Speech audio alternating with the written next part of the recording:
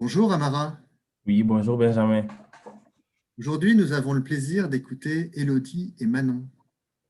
Effectivement, Elodie et Manon sont les étudiantes de l'IA de Perpignan. Elles font un master 2 en administration des entreprises en option contrôle de gestion et direction financière. Aujourd'hui, elles vont nous parler de contrôle de gestion à travers les livres de Robert Simons.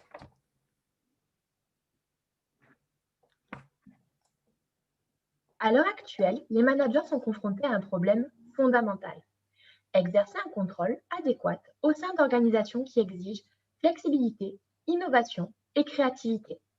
Autrement dit, garantir la pérennité de toute entreprise tout en permettant une innovation suffisante pour que celle-ci s'adapte à l'évolution des marchés est l'un des défis les plus importants de la gestion. À travers son ouvrage, apparu au milieu des années 90, Robert Simons propose un modèle autour de 4 leviers de contrôle, permettant aux managers d'assurer à la fois un contrôle adéquat et la création de valeur. Ce modèle fera l'objet de notre présentation orale. Ainsi, nous vous présenterons dans une première partie les 4 leviers de contrôle identifiés par Robert Simons.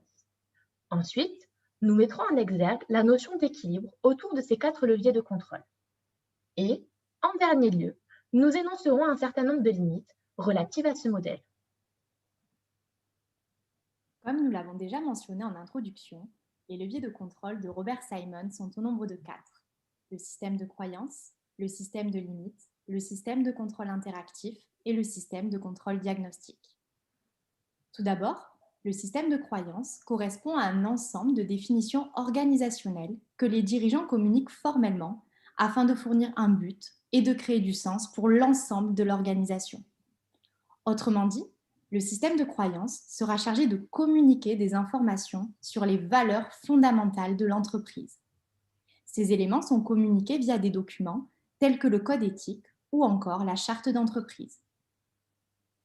Le système de limite, quant à lui, consiste à établir une délimitation des frontières des domaines d'activité stratégiques de l'entreprise. Les dirigeants sont amenés à être très vigilants afin d'identifier les risques à éviter et doivent mettre en place des sanctions en cas de franchissement des délimitations établies. Le système de limite peut passer par la mise en place de normes ISO ou encore de labels. Ensuite, si l'on s'intéresse au système de contrôle interactif, nous pouvons dire qu'il repose sur le fait qu'une stratégie d'entreprise est soumise à des incertitudes. Autrement dit, une stratégie est spéculative et s'appuie sur un certain nombre d'hypothèses qui peuvent être remises en cause par des facteurs environnementaux futurs. Cette incertitude stratégique, elle peut être maîtrisée grâce à des discussions entre dirigeants et subordonnés. Le système de contrôle interactif s'inscrit donc dans une approche de type bottom-up, où les remontées d'informations en provenance du terrain sont favorisées. L'objectif est en conséquence de déceler des opportunités stratégiques grâce à l'effet d'apprentissage organisationnel que ce système implique. Enfin, le système de contrôle diagnostique est celui qui s'apparente le plus à notre contrôle de gestion traditionnel. L'entreprise fixe préalablement les variables critiques de performance qu'elle souhaite atteindre et le système de contrôle diagnostique surveille que ces dernières soient conformes aux standards fixés et met en œuvre des plans d'action en cas d'écart aux standards.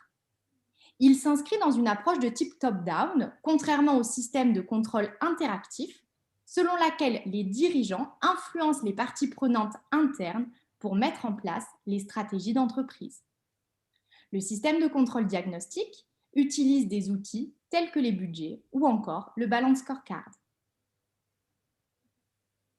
Ces 4 leviers de contrôle peuvent être assimilés au yin et au yang présents dans la philosophie chinoise. D'un côté, le système de croyance et le système de contrôle interactif garantissent un contrôle positif par l'inspiration. Ce sont les yang, des forces représentant la chaleur, la lumière et le soleil. D'un autre côté, le système de limite et le système de contrôle diagnostique assurent le respect des ordres et donc garantissent un contrôle par la contrainte. Ce sont les yang, des forces représentant l'obscurité, le froid.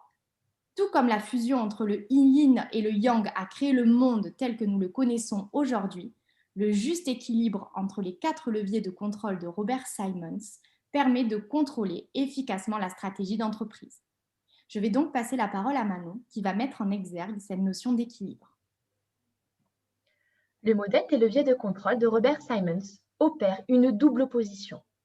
D'un côté, les systèmes de contrôle focalisés sur la recherche et l'attention, et donc le contrôle permanent, sont opposés aux systèmes consacrés à la recherche d'opportunités et à l'apprentissage. De notre côté, des systèmes destinés à encadrer les domaines d'activité stratégique sont opposés aux systèmes chargés de formuler et de mettre en œuvre la stratégie. Le système de croyance et le système de contrôle interactif sont source de croissance et d'innovation au sein d'une organisation, tandis que le système de limite et le système de contrôle diagnostique assurent le contrôle et garantissent la réalisation efficiente des objectifs préalablement fixés. En ce sens, le premier bloc permet l'exploration, soit l'émergence de nouvelles stratégies, et le second bloc permet l'exploitation, soit le contrôle de la mise en œuvre des stratégies prévues. Ces deux blocs doivent être mis en œuvre de manière complémentaire pour assurer à la fois exploitation et exploration.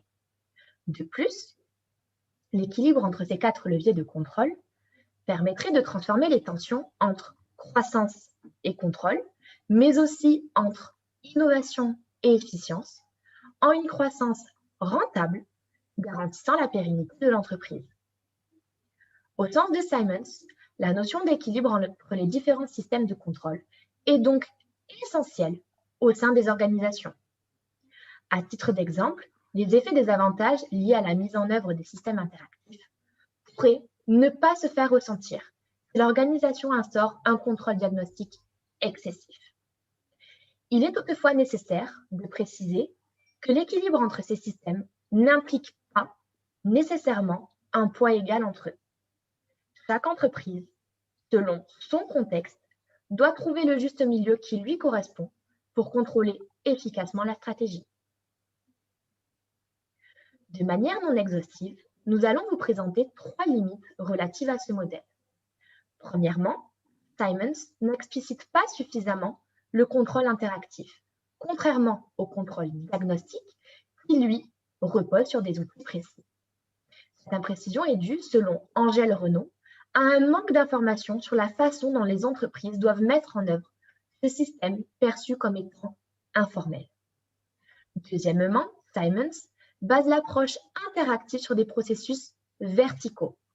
Or, selon Frédéric Gauthier, le contrôle interactif peut être mis en place de manière horizontale, notamment au sein des équipes projet. Enfin, Simons considère que les systèmes de contrôle sont uniquement mis en œuvre par les dirigeants. Autrement dit, ces derniers définissent l'usage du contrôle et la stratégie. À l'inverse, Ingrid Fachoer, à travers une étude américaine multinationale, montre que les discussions entre managers, considérés comme étant des cadres intermédiaires et subordonnés, permettent de faire émerger des stratégies sans que la direction n'intervienne. Pour conclure, nous pouvons dire que Robert Simons renouvelle la vision traditionnelle du rôle des systèmes de contrôle énoncée par Robert Anthony en 1965, selon laquelle le contrôle permettrait uniquement la déclinaison de la stratégie. En effet, Simons, par le biais de son modèle, montre que le contrôle joue des rôles différents. Soit il éclaire les choix stratégiques, soit il veille à leur conformité. Autrement dit, le contrôle ne permet pas uniquement la mise en œuvre de la stratégie, mais permet également l'élaboration de celle-ci. Merci de votre attention.